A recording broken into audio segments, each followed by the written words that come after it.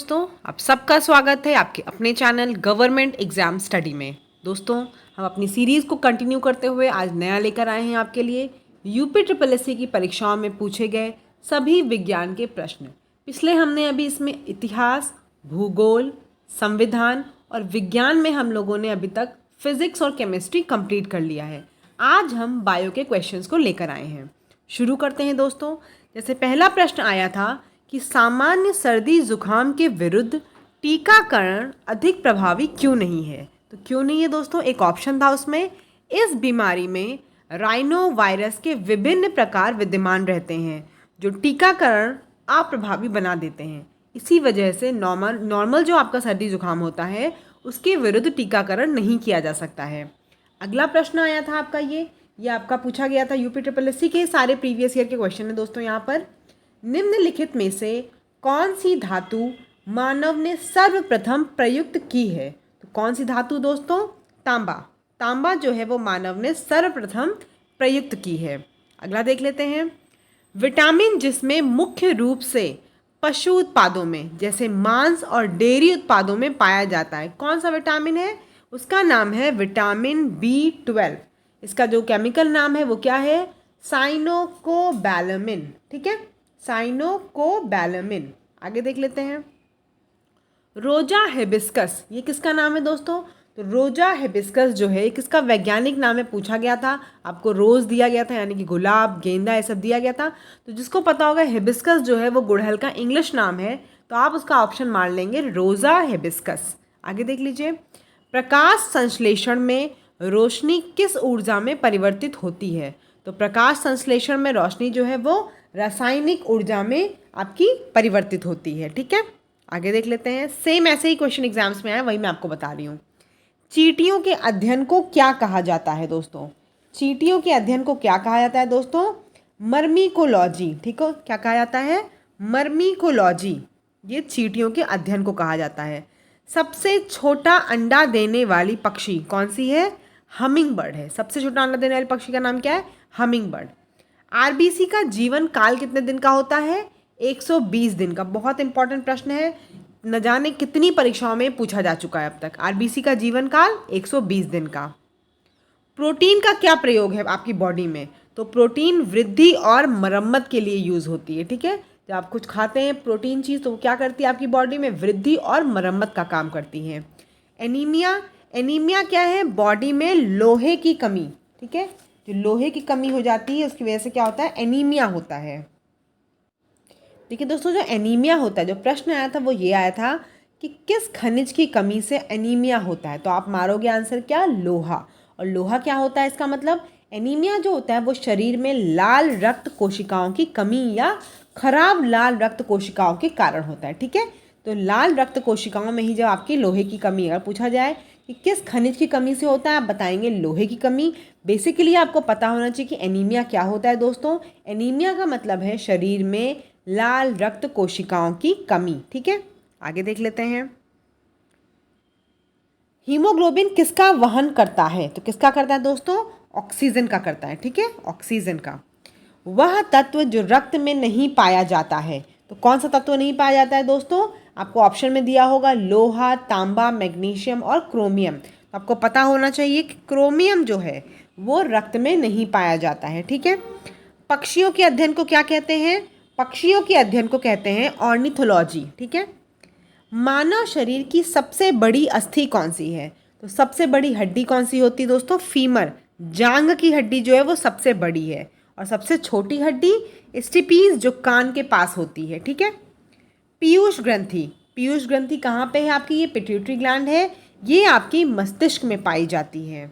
आगे देख लेते हैं। मास्टर ग्लैंड किसे बोलते हैं? तो मास्टर ग्लैंड दोस्तों पिट्यूटरी ग्रंथि को बोलते हैं। ठीक है, पिट्यूटरी ग्लैंड या पिट्यूटरी ग्रंथि को मास्टर ग्रंथि कहा जाता है। त्वचा की ऊपरी सतह को क्या कहते हैं? त्वचा की ऊपरी सतह को चर्म कहते हैं। घेंघा किसकी वजह से होता है दोस्तों? घेंघा आपका आयोडीन की कमी की वजह से होता है। थायराइड ग्रंथि में सूजन आ जाती है, थायराइड ग्लैंड में स्वेलिंग आ जाती है और क्या होता है? घेंघा हो जाता है। किसकी वजह से? आयोडीन की कमी की वजह से।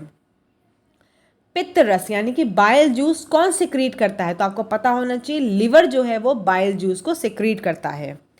कलर ब्लाइंडनेस पूछा गया था, कौन सी ऐसी बीमारी है जो पुरुषों की तुलना में महिलाओं को बहुत कम होती है? तो कौन सी है? Colour blindness. कलर ब्लाइंडनेस पुरुषों में ज़्यादा होती है, महिलाओं में बहुत कम। B3 की कमी से कौन सा रोग होता है? विटामिन B3 की कमी से पेलाग्रा होता है। और ये प्रश्न बहुत बार परीक्षाओं में पूछा गया है, ठीक है। B3, विटामिन B3 की कमी से कौन सा रोग होता है दोस्तों? पेलाग्रा। हृदय की धड़कन और श्वसन को नियंत्रित कौन करता है? मेडुला ऑब्लोंगेटा, ठीक है। कौन करता है? Medulla oblongata. आगे देख लीजिए, धूप का विटामिन किसे बोलते हैं? तो धूप का विटामिन बोलते हैं विटामिन डी को। जो मैंने देखिए दोस्तों as it is previous year आया था वही यहाँ बता दे रही हूँ, क्योंकि अभी यहाँ पे प्रीवियस ईयर की सीरीज चल रही है। बाकी जैसा आप जानते हैं मैं पेट की क्लासेस करा रही हूँ, आपको ग्राफ्स वगैरह करा दिए गए, हिस्ट्री साइंस, वहाँ जो बेसिक पढ़ाया जा रहा है वो अलग पढ़ाया जा रहा है। आगे देख लीजिए, गुर्दे। गुर्दे यानी कि किडनी। किडनी की निस्पंदन इकाइयों को क्या बोलते हैं? नेफ्रॉन्स। क्या बोलते हैं? नेफ्रॉन्स। मसूड़ों से रक्त स्त्राव हो रहा हो या फिर घाव भरने में अधिक समय लग रहा हो, तो ये सब काम किस विटामिन की कमी की वजह से होता है? तो कई बार आप हो सकता है मसूड़ा देखकर मसूड़ की दांत की वजह से आप विटामिन सी सोच सकते हैं, लेकिन दूसरा भी देखिएगा कि घाव भरने में अधिक समय लग रहा है, इसका मतलब क्या है? विटामिन के। क्यों? क्योंकि विटामिन के का मेन काम होता है रक्त का थक्का जमाना, यानी कि ब्लड की क्लॉटिंग करना। तो किसी की बॉडी में अगर ब्लड की क्लॉटिंग अच्छे से नहीं हो पाती है, इसका मतलब है विटामिन के की कमी है, ठीक है। ब्लड क्लॉटिंग काम करता है ये। रिकेट। रिकेट किस विटामिन की कमी की वजह से होता है? Vitamin D. Scurvy vitamin C. ये सब आप किसी जगह लिखते चलिएगा, बहुत इंपॉर्टेंट है, वरना मैं इसके नोट्स तो आपको टेलीग्राम पर प्रोवाइड ही कर दूंगी। क्षय रोग से सुरक्षित रखने के लिए कौन सा टीका लगता है? BCG का टीका लगता है, ठीक है, क्षय रोग से सुरक्षित होने के लिए। एल्जाइमर रोग जब होता है तो शरीर का कौन सा अंग आपका इफेक्ट होता है? तो कौन सा अंग इफेक्ट होता है? मस्तिष्क। एल्जाइमर रोग से मस्तिष्क के भाग पे आपको असर दिखता है। रतौंधी। विटामिन ए की कमी से रतौंधी होती है। और ब्लड कैंसर यानी कि ल्यूकीमिया, ठीक है। ब्लड कैंसर को क्या बोलते हैं? ल्यूकीमिया। आगे देख लेते हैं, निमोनिया रोग, ये किसको प्रभावित करता है? निमोनिया रोग लंग्स को यानी कि फेफड़े को प्रभावित करता है, ठीक है। रक्त में प्लाज्मा की मात्रा कितनी होती है? रक्त में प्लाज्मा की मात्रा दोस्तों 55 से 60% होती है, ठीक। ग्रंथि जिसमें अंतःस्रावी और बहिस्रावी दोनों कार्य होते हैं, तो कौन से होते हैं? अग्न्याशय यानी कि पैनक्रियाटिक। जो पैनक्रियाटिक होते हैं, पैनक्रियाटिक ग्लैंड्स, वो क्या करती हैं? अंतःस्रावी और बहिस्रावी दोनों कार्य करती हैं, ठीक। आगे देख लेते हैं, हेपेटाइटिस बी। हेपेटाइटिस बी किसको इफेक्ट करता है? हेपेटाइटिस बी आपका यकृत को इफेक्ट करता है, यानी कि लिवर को इफेक्ट करता है, ठीक है। और ये वायरस डिजीज होती है, ठीक है। हेपेटाइटिस आपका वायरस डिजीज है। यूरिया किस में बनता है? यूरिया आपका यकृत में बनता है। ब्लड सर्कुलेशन सिस्टम यानी कि रक्त संचार, जो रक्त ट्रेवल करता है आपका ना हार्ट से लंग्स में सब इधर जाता है, वो किसने ढूंढा था? किसने इसकी खोज की थी दोस्तों? विलियम हार्वे ने। रक्त संचार किसने नामकरण किया, किसने दिया ये? विलियम हार्वे ने। यूनिवर्सल डोनर कौन है? ओ है, ठीक है। ओ ब्लड ग्रुप आपका यूनिवर्सल डोनर है। यूनिवर्सल रिसीवर कौन है? ए बी ब्लड ग्रुप है। आगे देख लीजिए, आरबीसीज जो होती हैं ये कहाँ पे बनती है दोस्तों? ये आपकी बोन मैरो में बनती हैं, अस्थि मज्जा में बनती हैं, ठीक है। और आपको पता है 120 दिन की इनकी लाइफ होती है, उसके बाद इसकी डेथ हो जाती है। तो आरबीसीज की जो डेथ होती है या मृत्यु होती कहाँ होती है? स्प्लीन में या फिर प्लीहा में। और इन्हीं को क्या बोलते हैं? इनको मानव शरीर का रक्त बैंक भी कहा जाता है। मैंने ये लिख दिया, देखिए 2-3 क्वेश्चन एक ही जगह मर्ज कर देती हूँ। आपसे ये प्रश्न पूछा जाए मानव शरीर का रक्त बैंक क्या है, तो आप बताओगे स्प्लीन या प्लीहा, ठीक है। पूछा जाए आरबीसीज की डेथ कहाँ होती, मृत्यु कहाँ होती, आप बताओगे स्प्लीन या प्लीहा में, ठीक है। स्वस्थ मनुष्य का तापक्रम कितना होता है? 36.9 डिग्री सेंटीग्रेड या फिर 98.6 डिग्री फ़ारेनहाइट। ध्यान रखिएगा जब एग्जाम में प्रश्न आएगा तो आपको लिखा हुआ मिलेगा 36.9 डिग्री सेंटीग्रेड, 98.6 डिग्री सेंटीग्रेड। तो याद रखना कौन सा सेंटीग्रेड में और कौन सा फ़ारेनहाइट में, ठीक है। ईसीजी क्या होता है दोस्तों? इलेक्ट्रोकार्डियोग्राम जो होता है आपका, ये हृदय गति की जांच के लिए यूज़ किया जाता है, ठीक है। कार्डियो से ही याद रखिए। रक्त जो है वो लाल क्यों होता है? हीमोग्लोबिन की वजह से आपका रक्त लाल होता है। आगे देख लीजिए, blue baby syndrome. Blue baby syndrome क्या है दोस्तों? ब्लू बेबी सिंड्रोम जो है वो रक्त में नाइट्रेट की अधिकता जब हो जाती है तो ब्लू बेबी सिंड्रोम हो जाता है। पेंसिलिन क्या है? पेंसिलिन आपका एंटीबायोटिक है। इसकी खोज की थी एलेक्जेंडर फ्लेमिंग ने, और ये कहाँ से प्राप्त किया जाता है? कवक से प्राप्त किया जाता है, यानी कि फंगस से प्राप्त किया जाता है। चेचक क्या है दोस्तों? चेचक एक वायरल डिजीज़ है, स्मॉल पॉक्स इसको बोलते हैं, और इसके वायरल का नाम क्या है? इसके वायरस का नाम क्या है? वेरियोला विषाणु, वेरियोला वायरस। मशरूम क्या है दोस्तों? मशरूम एक कवक का उदाहरण है, यानी कि एक फंगस का उदाहरण है। मलेरिया रोग से शरीर का सबसे ज़्यादा कौन सा अंग प्रभावित होता है? तो प्लीहा, स्प्लीन सबसे ज़्यादा प्रभावित होता है। स्कर्वी रोग का इलाज है, किसी को स्कर्वी हुआ हो तो उसे क्या खाना चाहिए? उसे सबसे ज़्यादा संतरा और आंवला, यानी कि विटामिन सी वाले जो फूड होते हैं वो लेने चाहिए। हैजा कैसे होता है दोस्तों? हैजा आपको दूषित जल के सेवन से होता है। ये सब प्रश्न आया है कि कौन सा इसमें से बीमारी है वो दूषित जल के सेवन से होगी। ठीक है, हैजा होगा, आपके पास टाइफॉइड होगा, टीबी होगा, आप मारोगे हैजा, और कॉलेरा भी अगर हो तो वो भी दूषित जल के सेवन से ही होता है। उसके आपसे कई बार विटामिन के केमिकल नाम बताए गए हैं, तो मैंने यहाँ पे सारे आपको लिख के दे दिए हैं। ठीक, देख लेते हैं। विटामिन ए का नाम रेटिनॉल होता है, B1 का थायमीन, B2 का राइबोफ्लेविन, B3 का है निकोटिनेमाइड, B5 का है पोटोमैनिक, B7 का है बायोटीन, B12 का है साइनोकोबैलामिन, विटामिन सी का एस्कॉर्बिक एसिड, डी का है कैल्सीफेरॉल, और ई का टोकोफेरॉल, के का फाइलिक्विनोन। ठीक है, आगे देख लीजिए। डिहाइड्रेशन किसकी वजह से होता है दोस्तों? डिहाइड्रेशन पानी की कमी के कारण होता है। सिट्रिक एसिड किस में मिलता है? सिट्रिक एसिड सबसे ज़्यादा खट्टे फल जैसे कि नींबू और अमरूद में भी मिलता है ये। फॉर्मिक एसिड किस में मिलता है?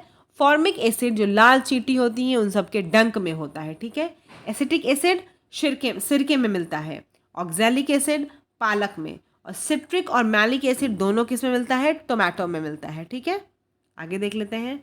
विटामिन B1 की कमी से कौन सा रोग होता है? बेरी होता है। ठीक है, प्रोटीन की कमी से कौन सा रोग होता है? क्वासी ऑर्कर होता है। इंसुलिन हार्मोन ये कौन जनरेट करता है? इंसुलिन हार्मोन आपका अग्न्याशय ग्रंथि यानी कि पैनक्रियाटिक ग्लैंड से निकलती हैं। आगे देख लीजिए। प्याज व लहसुन की विशेष जो एक महक होती है वो किसकी वजह से होती है? सल्फर यौगिक की वजह से होती है। प्याज के छिलके उतारने पर जो आंसू आते हैं वो किसकी वजह से आते हैं? सल्फेनिक एसिड की वजह से आते हैं। पौधे के किस भाग से हल्दी मिलती है? तो पौधे के तने भाग से, आपको तना जो होता है वहाँ से आपको हल्दी मिलती है। एंटोमोलॉजी क्या है? Study of insects. एक पेड़ की अगर आपको उम्र का पता करवाना हो तो क्या होगा? वर्तमान में अपने वार्षिक छल्ले से। ठीक है, एक पेड़ की उम्र का पता कैसे चलता है? वर्तमान में अपने वार्षिक छल्ले से किसी पेड़ की उम्र का पता लगाया जा सकता है। हरे फलों को आर्टिफिशियली अगर पकाना हो तो क्या यूज़ करते हैं? एसिटिलीन यूज़ करते हैं। चेचक के टीके की खोज किसने की? Edward Jenner. पोलियो की खोज किसने की? John Salk. इंसुलिन की खोज किसने की? F batting. विडाल टेस्ट किसके लिए होता है? तो विडाल टेस्ट आपका टाइफाइड के लिए होता है। ऐसे ही आपको पता है कि ELISA test, ELISA, ELISA test किसके लिए होता है दोस्तों? ये एड्स के लिए होता है। ठीक है, अगर आपको एड्स का टेस्ट कराना हो तो एलिजा टेस्ट होता है। देखिए दोस्तों, मैं आपके लिए बहुत मेहनत करती हूँ, प्रीवियस ईयर पूरे सेट एक साथ लाती हूँ और कोशिश ये करती हूँ कि सारा कंपाइलेशन, जैसे कि खोज जब टीके की आई तो मैंने सारे क्वेश्चन जितने भी टीके की खोज अभी तक पूछी गई सब एक जगह कंपाइल करके आपको बता दिया, जिससे कि आपको याद करने में आसानी हो। तो प्लीज़ आपको अगर वीडियो पसंद आए तो अपने दोस्तों में ज़रूर शेयर करें, जिससे उनको भी हेल्प मिले आपके साथ साथ। आगे देखिए, विटामिन शब्द का जनक कौन है दोस्तों? तो फंक। आपने सुना होगा कासिमीर फंक, इन्होंने विटामिन शब्द की खोज की थी। डीनेचर्ड एल्कोहल यानी कि इथेनॉल 90% होता है प्लस मिथेनॉल उसमें 10% होता है। मिथेनॉल जो होती है वो कंजम्पशन वाली नहीं होती, उसको आप पी नहीं सकते। उसको अगर आप मिला दोगे इथेनॉल के साथ तो वो जहरीली शराब बन जाती है। ठीक है, इसका जो ये वाली मिला के मिक्सचर यूज़ करते हैं जनरली सफाई वगैरह के लिए करते हैं, क्लीनिंग एजेंट के लिए यूज़ करते हैं इसका। ठीक है दोस्तों, सेशन कैसा लगा ज़रूर मुझे बताइए कमेंट सेक्शन में, और मैं इसका आपको PDF अभी टेलीग्राम पे दे दूँगी, तो आप टेलीग्राम पे अगर नहीं जुड़े हैं तो वहाँ पे जुड़ जाइएगा। धन्यवाद। और चैनल को सब्सक्राइब नहीं किया है तो वो तो ज़रूर कर लीजिएगा। पेट की बाकी क्लासेस भी आप जितनी मैं रेगुलरली चला रही हूँ उन सबको देखते चलिए। जो भी आपको इम्प्रूवमेंट सजेशन आप मुझे दे सकते हैं तो दे दीजिए। धन्यवाद।